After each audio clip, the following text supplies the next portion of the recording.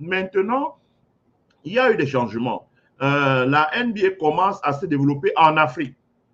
La raison pour laquelle elle va sur le continent africain, c'est qu'elle s'aperçoit qu'il y a 1,5 milliard officiellement sur le continent africain, mais selon les études, on a 2 milliards d'habitants déjà sur le continent africain. 2 milliards d'habitants déjà. Bon. Et quand elle regarde le Nigeria, qui est déjà à 300 millions d'habitants, le Nigeria, déjà à 300 millions d'habitants, quand elle regarde l'Afrique du Sud, quand elle regarde le Kenya, le Rwanda, tous ces pays d'origine anglophone, Sierra Leone, Libéria, etc., elle s'aperçoit que là, on a déjà à peu près 800 millions d'habitants.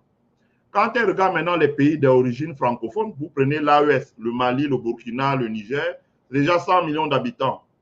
Si vous prenez la RD Congo aujourd'hui, d'après certaines études, c'est déjà 150 millions d'habitants. Donc, quand vous additionnez les deux, ça fait 250 millions d'habitants. Après, vous prenez tout ce qui est Sénégal, Cameroun, Mali, vous êtes déjà rendu à 500 millions d'habitants. Donc, la NBA regarde bien que là, chez les francophones et les anglophones seulement, laissons les luxophones, les francophones et les anglophones seulement, ils ont déjà 1,2 milliard potentiels consommateurs, si je puis dire, ou personnes qui peuvent s'intéresser au basket pour le pratiquer, pour y envoyer leurs enfants le pratiquer, pour jouer, pour acheter des produits dérivés, pour regarder les matchs, etc., etc. Et là, des Africains qui vivent aux États-Unis, dont aujourd'hui on estime que, comme on dit African American, les afro-descendants et ceux qui ont immigré récemment, quand on additionne tout ça là, ça fait plusieurs dizaines de millions de personnes. Et là, au Brésil, donc en Amérique latine, à près de 200 millions d'afro-descendants. Donc, dans la Caraïbe, près de 100 millions. Donc, quand ils font des études là, ils s'aperçoivent, ils ont des départements marketing avec des marketing analystes. Un marketing analyst, c'est quelqu'un qui est chargé de faire des analyses, d'étudier, c'est-à-dire qu'on lui amène des données. La NBA achète des statistiques chez des entreprises. En France, vous avez une entreprise comme Médiamétrie, vous avez des entreprises comme Ipsos, etc., etc. Ce sont des entreprises qui vendent des informations, des données marketing, par exemple. Ils peuvent dire, bon, voilà, nous estimons en Afrique, ils peuvent calculer le nombre de personnes qui regardent la télévision, le nombre de personnes qui ont un téléphone portable avec Internet connecté, le nombre de personnes qui sont utilisateurs de WhatsApp, de Facebook, etc., etc., etc. Donc, ils ont ces données-là statistiques. Ils achètent ces données statistiques. Ils analysent ces données statistiques. Ils font des projections. Ils regardent.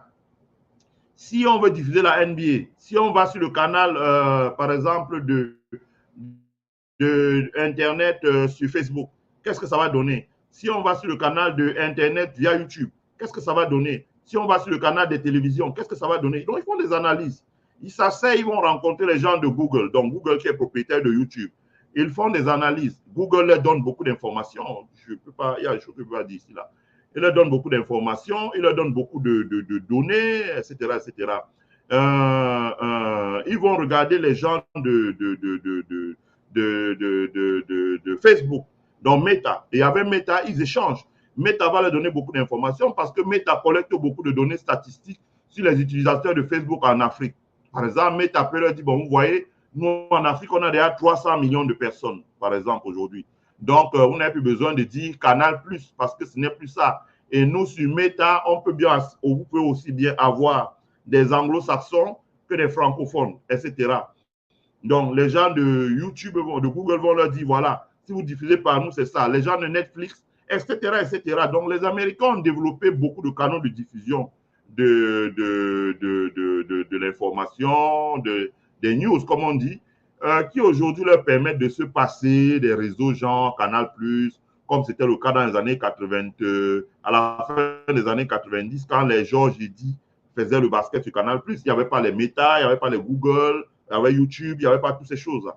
Donc, ils ont développé beaucoup de canaux comme ça. Donc, ils vont travailler, ils vont regarder les chiffres, ils vont dire YouTube, Facebook va leur dire, bon, vous savez, nous avons 500 millions de personnes qui utilisent Facebook en Afrique, nos produits. Google va leur dire, bon, vous savez, nous, en Afrique, on a 700 millions de personnes qui utilisent nos produits, etc., etc., etc. Donc, ils vont s'asseoir, ils vont rencontrer les gens de Nike. C'est ça le marketing. Donc, ils vont rencontrer les gens de Nike et ils vont dire, bon, écoutez, aujourd'hui, on peut se passer de la France de 50 millions, de 60 millions de personnes.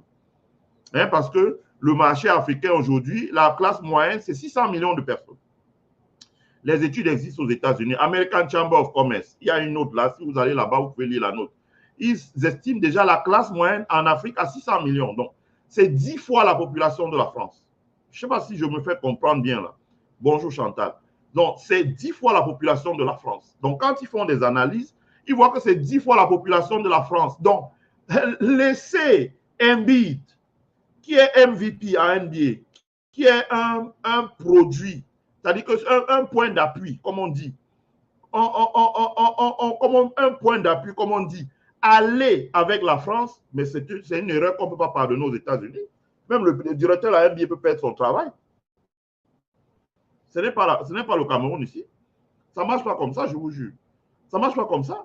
Ils ont un network. Vous avez vu London, qui est le président de la fédération Sud-Soudan de basketball. Je suis persuadé qu'il a reçu beaucoup d'argent de la NBA pour développer l'équipe qu'il a fait. Vous avez vu les Dikeme Mutombo, avec tout ce qu'ils ont fait en RDC pour développer le basketball. Ça a sorti les Serge Ibaka. Vous avez des gars comme Mba Amouté, le Camerounais, que tout le monde connaît bien, qui a besoin, etc. Voilà, et ça, Chantal, il n'y a plus besoin d'intermédiaires. Ça ne marche pas comme ça. C'est que ils ont des études, je ne peux pas tout dire là, mais ils ont des divisions. Moi, j'ai des alumni et des anciens de l'université. Quand on se retrouve là pour manger, par exemple, dans 1 ou 2 mois, on va aller au Canada et on va redescendre sur une croisière pour arriver jusqu'ici au lac Michigan en passant par les Niagara Falls. Et ça, c'est offert par un milliardaire, un ancien d'école. Il dit, bon, voilà, ça coûte 10 000 $. Celui qui paie 1 000 $, il a enregistré, il va descendre. Donc, au cours de ces voyages-là, vous échangez avec les gens, vous discutez avec les gens, surtout les CIO, et vous comprenez bien comment ils décident. Ils ne décident pas comme les gens peuvent penser là. Donc, ils ont des études. Ils s'asseyent avec les gens de Meta, ils s'asseyent avec les gens de Google, ils s'asseyent avec les gens de Netflix, ils s'asseyent avec les gens de tous ces nouveaux réseaux de diffusion là. Ils travaillent. Ils vont au Nigeria, ils regardent, ils entendent, ils travaillent, ils envoient les gens en mission, les missions d'études, les Dikeme Mutombo, qui vont sur le terrain, qui regardent. Vous avez vu dernièrement des anciens de la NBA au Cameroun. Ne pensez pas qu'ils sont venus s'amuser et manger le poisson dans la rue de la joie. Ils viennent regarder, comprendre. Ils s'appuient sur leur ambassade. Ils collectent beaucoup d'informations. Et quand ils reviennent donc, ils savent déjà à travers la chambre de commerce, American Chamber of Commerce, que la classe moyenne en Afrique, c'est déjà 600 millions. La classe moyenne, ça veut dire que en France, la taille de la classe moyenne en France, c'est entre 40 millions, mais plus 37 millions. Mais la classe moyenne en Afrique, c'est 10 fois la population de la France. Je parle du continent africain. Donc, les Américains, ils s'asseyent et ils regardent. Quand ils regardent ça, ils disent, bon, écoutez, l'avenir, ce n'est pas la France. L'avenir, c'est le continent africain. De un. De deux, quand ils regardent, la population africaine, elle est tellement jeune. Donc, la possibilité de pratiquer le basket, de jouer, c'est-à-dire que dans une population d'1,2 milliard, si on prend seulement les francophones et les anglophones, si vous allez là-dedans et que vous faites que les gens jouent, quelqu'un a parlé là de Manu Ball, regardez vous-même de où Manu Ball est sorti pour venir jouer en NBA. Donc, ils se comprennent bien que si, comme on dit en anglais, offshoring de training, ça veut dire que si on transfère les méthodes d'entraînement, c'est que les salles de gym, l'alimentation, la récupération, le sommeil, les soins médicaux, le massage, etc., etc.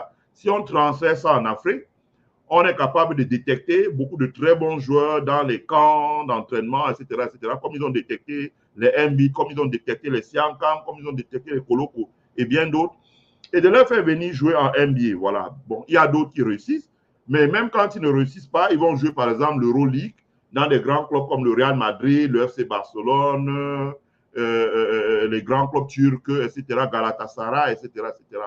Donc, ça permet de développer le basketball dans le monde. Voilà comment